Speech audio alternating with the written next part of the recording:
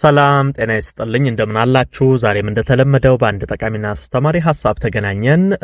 ዛሬ እስቲ ከጀርባ ህመም ጋር ተያይዞ ያሉ መሰረታዊ ነገሮችን ልንገራችሁ ከዚህ ጉዳይ ጋር በተያያዘ በጣም ተደጋጋሚ ጥያቄዎች ተጠይቁኛላችሁ በተለይ የጀርባ ህመም አለብኝ ምን ላድርግ ምክንያቱን አላውቅም ነገር ግን ጀርባዬን በጣም ያመኛል ምንድነው እንደዚህ አይነት ነገር ምትጠይቁኛላችሁ ስለዚህ በተለይ እስቲ መንስኤዎቹ ላይ ትኩረት ላድርግና ልንገራችሁ የጀርባ ህመም መንስኤዎች ምንድናቸው አንድ ሰው ጀርባው በምን ምክንያት ሊታመም ይችላል ይሄ ችግሮቹን ከነመፍትሄው ያየን እንሄዳለን የጀርባ ህመም በምን ምክንያት ይከሰታል መፍትሄዎቹስ ምንድናቸው የሚሉትን አያይዤ እየነገርኳችሁ ሄዳለሁ ማለት ነው አብራችሁኝ ቆዩ ለቻናሌ አዲስ ከሆናችሁ ሰብስክራይብ አድርጋችሁ ቤተሰብ ሁኑ ይሄን መረጃም ላይክ ሼር ያርጋችሁ ሌሎችም ጋር እንደዚሁ ደርሶ እንዲማሩ እንድታደርጉ በክብር እየጠየቅኩ በቀጥታ እስቲ ወደ ሐሳባችን እንግባ በመጀመሪያ በተለይ በአሁን ሰዓት ላይ ማስተውላቸው በርካታ ሰዎች ለጀርባ ህመም እየተጋለጡበት ያለው አንደኛው ችግር ከዚህ ከኩላሊት ችግሮች ጋር ተያይዞ የኩላሊት ጠጠር የኩላሊት ኢንፌክሽን በተለይ እነዚህ ሁለት ነገሮች እንደሚታወቀው ለጀርባ ህመም ይዳርጋሉ ብዙዎችም በተለይ ምርመራ ላይ የሚያጋጥሙ እነዚህ ችግሮች አሉ የኩላሊት ጠጠር ያለባቸው ሰዎች የኩላሊት ኢንፌክሽን ያለባቸው ሰዎች የጀርባ ህመም በከፍተኛ ሁኔታ ያስቸግራቸዋል ስለዚህ በተለይ ጀርባችሁን የሚያማችሁ ሰዎች ምክንያቱን ያላወቃችሁት ሰዎች ምናልባትም አንደኛው ችግር ይሄ ሊሆን ይችላል ይሄን ቼክ ማድረግ ያስፈልጋል እስቲ ኩላሊት ጠጠር ካለ ኩላሊት ኢንፌክሽን ካለባችሁ ከኩላሊት ጋር የተያያዙ ህመሞች ካሉ እሱም ለጀርባ ህመም አጋላጭ ስለሆነ ይሄን ምርመራ ብታደርጉና እነዚህ ችግሮች ካሉ እነዚህን ብታስወግዱ ተያይዞ የጀርባ ህመሙ ሊወገድ ይችላል ይሄን አንደኛ ማወቅ አለባችሁ ከኩላሊት ጋር የተያያዙ ነገሮች ለጀርባ ህመም ሊዳርጉ ይችላሉ ሌላኛው ይሄ ከአደጋ ጋር ተያይዞ የሚመጡ ነገሮች ናቸው በአደጋ ምክንያት የሚፈጠር የጀርባ ህመም አለ እንግዲህ ከተለያዩ አደጋዎች ጋር ከመኪና አደጋ ሊሆን ይችላል በተለያዩ መውደቅ ሊሆን ይችላል ከእንደዚህ አይነት ከመውደቅ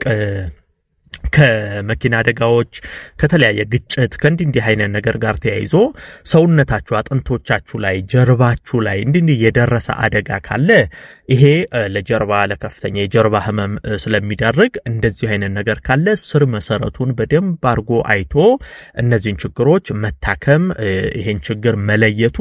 ለጀርባ ህመሙ መንስኤ ታውቆ መፍትሄ እንድታገኙ ያደርጋል ነገር ግን በአደጋ ምክንያት የሚመጡ የጀርባ ህመሞችም አሉ ማለት ነው ሌላኛው ብዙ ሰው ባለማወቅ የሚሰራው ስህተት ነገር ግን ለከፍተኛ የጀርባ ህመም የሚዳርገው ከባድ ዕቃዎችን ማንሳት አንዳንዴ በተለይ ሰውነታችሁን ሳታስተካክሉ ሚዛናችሁን ሳትጠብቁ ድንገት ከባድ ዕቃዎችን በመታነሱባቸው ጊዜያቶች ላይ የጀርባ ህመም ሊፈጠር ይችላል ይሄ ከባድ ዕቃ ጋር ከማንሳት በተያያዘ የሚመጡም እንደዚሁ የጀርባ ህመሞች አሉ ከዛ በኋላ በጣም ጀርባችሁን የማመም እንዲህ አይነት ነገር ከባድ ዕቃ ካነሳችሁ በኋላ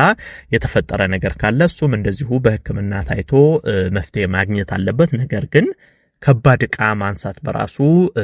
ለጀርባ ህመም ይዳርጋል ሌላኛው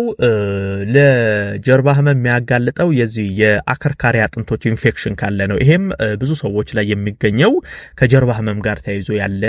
አንደኛው ምክንያት ነው የአከርካሪ አጥንት ኢንፌክሽን ምንላቸው አሉ ይሄ የአከርካሪ አጥንቶቻችሁ ላይ የሚፈጠሩ ኢንፌክሽኖች ካሉና እነዛ ኢንፌክሽኖች በጊዜ ታከመው መወገድ ካልቻሉ በኋላ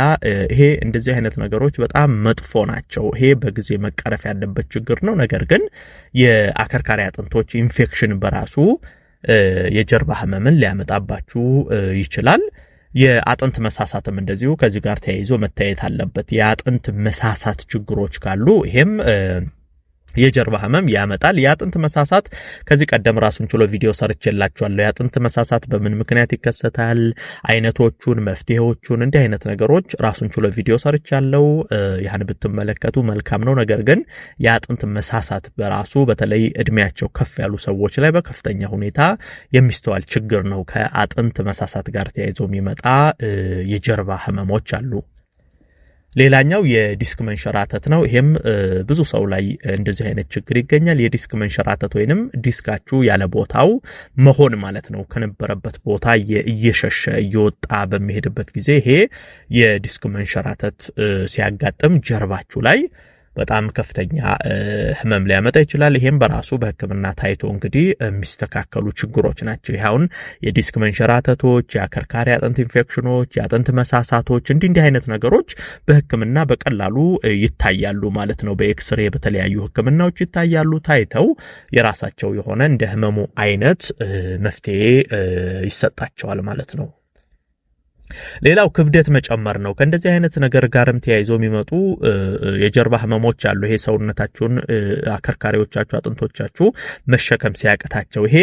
ቦዲ ማስ ኢንዴክሳችሁ የተስተካከለ ካልሆነ ከፍተኛ ውፍረት ካለባችሁ በተለይ ከጊዜ በኋላ የመጡ ውፍረቶች እንደዚህ አይነት ነገር ሰውነታችሁ የተስተካከለ ካልሆነ ቦርጭ ይሄ አላስፈላጊ የስብ ክምችት የውሃ ክምችት ሰውነት ላይ በሚኖርበት ጊዜ የጀርባ ህመም በከፍተኛ ሁኔታ የሚከሰት ችግር ነው። ስለዚህ ይሄ ከውፍረት ጋር ከክብደት መጨመር ጋር ተያይዞ ያለ ከሆነም እሱም በራሱ ክብደትን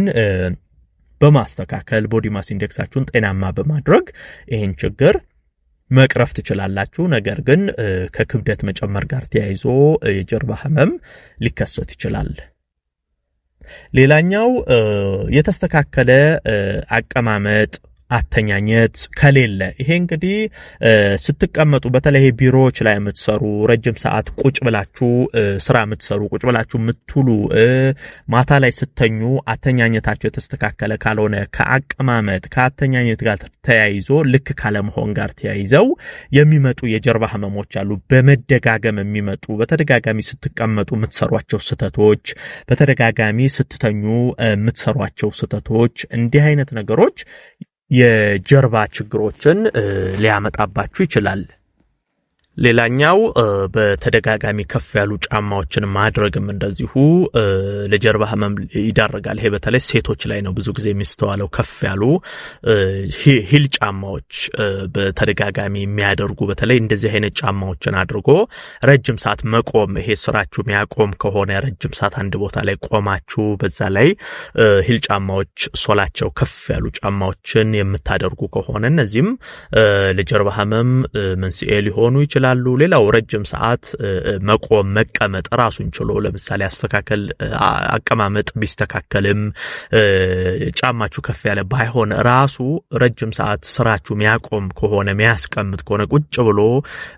ረጅም ሰዓት መቆየት ቆሞ ረጅም ሰዓት መቆየት እንዲህ አይነት ነገሮች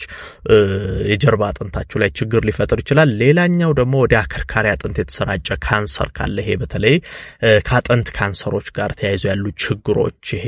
በተለይ ወደ አከርካሪ አጥንት የተሰራጨ ካንሰር ካለ ይሄም እንደዚሁ ለጀርባ ህመም መንስኤ ሊሆን ይችላል። ታዲያ በአጠቃላይ እነዚህ የጀርባ ህመምን የሚያመጡ መንስኤዎች ናቸው። እንደ ችግራቸው አስፈላጊውን ምርመራ አድርጎ መፍትሄ ማግኘት ይቻላል ማለት ነው። ይሄን መረጃ ላይክ ሼር አድርጋችሁ ለሌሎችም አጋሩ። ለቤቴም አዲስ የሆናችሁ ቻናሌን ሰብስክራይብ ያርጋችሁ ቤተሰብ ሁኑ። የዛሬን በዚሁ አበቃው። በቀጣይ ቀን በሌላ ጠቃሚና አስተማሪ ሐሳብ እንገናኛለን። እስከዛው በያላችሁበት መልካም ጊዜ